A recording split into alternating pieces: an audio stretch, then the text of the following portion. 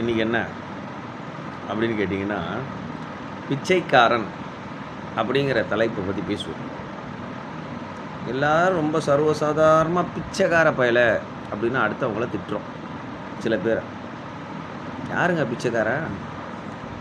கோவில் வாசலில் உட்காந்து தர்மம் கேட்குறானா அவன் பிச்சைக்காரனா? பொது இடங்களில் உட்காந்து தர்மம் கேட்குறானா அவன் பிச்சைக்காரனா?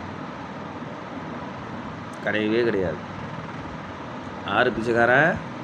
சொல்கிறேன் கேட்டுங்க. காசு, பணம், பொருள், என்ன தானியங்கள் எல்லாத்தையும் வச்சுட்டு அவனும் சாப்பிடாம பிறருக்கும் கொடுக்காம இருக்கான் பாருங்க, அவன் தான் உண்மையான பிச்சைக்காரன். என்ன 40,000 ரூபா வட்டி வரும், புரியுதா? இல்லாட்டி 40,000 ரூபா பென்ஷன் வரும். அதை மாதிரி ஒரு சில பிச்சைக்காரனுங்க இருக்கானுங்க. அப்படியும் அடுத்தவன்கிட்டேருந்து பிடுங்கி தின்னு அடுத்தவன் பொழப்ப அபகரித்து தானே சம்பாதிக்கணும் அப்படின்னு நினைக்கிறான் பாருங்கள், அவன் தான் பிச்சைக்காரன். இவ்வளவு காசு பணத்தையும் வச்சுட்டு என்ன, அதாவது இந்த எப்படி சொல்கிறது, எங்கேயாவது தர்மங்கள் பண்ணுறாங்கல்ல, இல்லாதவங்களுக்கு பண்ணுறாங்கல்ல, சாப்பாடு உணவு தர்மங்கள் நிறைய பேர் பண்ணுறாங்க. அந்த இடத்துல போய் இவன் சாப்பிடுவான்.